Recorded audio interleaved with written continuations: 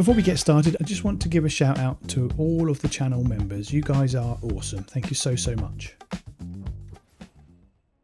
One of the things I struggled with way back when dabbling in Linux was trying to understand how to install software, but it's actually much easier than people think it is. The common misconception is switching to Linux means you have to learn the terminal just to install stuff, and that is just not true at all. On modern Linux desktops, especially with environments like KDE Plasma, most everyday tasks are handled through graphical tools. Installing apps, removing software, and updating the system can all happen directly on the desktop. Now, of course, the terminal is a core part of Linux and it's extremely powerful. It shows up a lot in guides and search results because it is the most consistent way to explain things across different distributions. But that does not mean it's the only way, or even the main way that most people work day to day.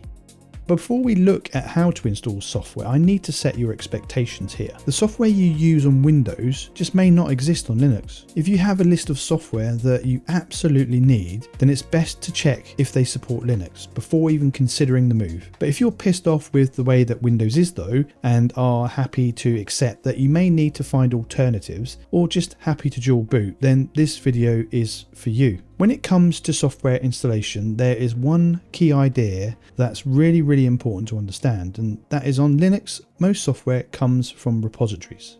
Repositories are collections of software that your system can install from. Some are maintained by your distribution, while others come from third parties or the wider community. Your distribution's official repositories are the most trusted and where most software should come from. They're tested, maintained, and designed to work with your system. This approach brings a few key benefits. Software is vetted and comes from a trusted source. Updates are handled centrally through your system. Dependencies are managed automatically, and everything follows a consistent process. Now, there are also additional sources that you might come across. Things like the COPR on Fedora, which provides community-built packages. I mean, I've built my own community repo where you can install the app that I vibe coded. Then there's AUR on Arch Linux, which is a community-run collection of build scripts for installing software. It's really popular. And then you have Git repositories where developers publish source code directly. These additional sources expand what is available, but they do follow a different trust model.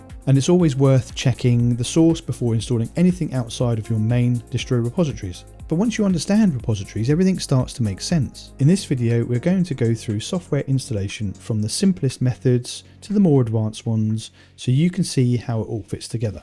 I'm sharing this with you in the hope that it helps you on your journey. Your Linux distribution may behave slightly differently, especially if you're using a customized derivative like CachyOS. What you see on screen may look very different to what you'll see on mine, but the underlying principles pretty much remain the same.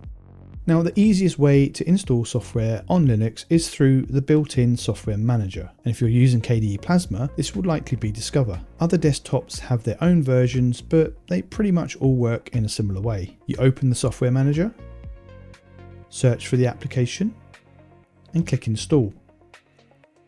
Behind the scenes, this connects to your repositories and handles everything for you. It can combine multiple sources, including native packages, Flatpak, and if you really want, then Snap, but it's all in one place.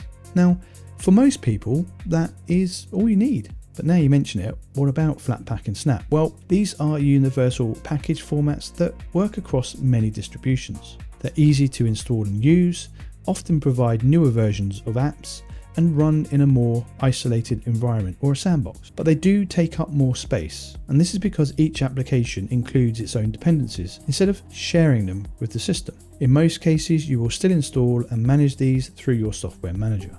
Next up, we have individual binaries, and this includes things like AppImage or RPM or deb files. AppImage is a single file you download and run, and often runs fine across different distros. RPM and deb are package files used by specific distribution. RPM usually associated with Fedora, and deb files usually associated with Debian-based distributions. Installation may just involve double-clicking, and sometimes it will open up Discover if you're on KDE, and you can install it from there. These are useful when software is not available in your repositories or when you want a specific version. They are simple, but they do not always integrate as cleanly into your system. And just like an XC on Windows, the binaries can introduce vulnerabilities on the system, so only run them from trusted sources. After that, you have the built-in package managers. This is the most direct way to interact with your system's repositories. Fedora uses DNF, Debian and Ubuntu uses APT, Arch uses Pacman, and OpenSUSE uses Zipper.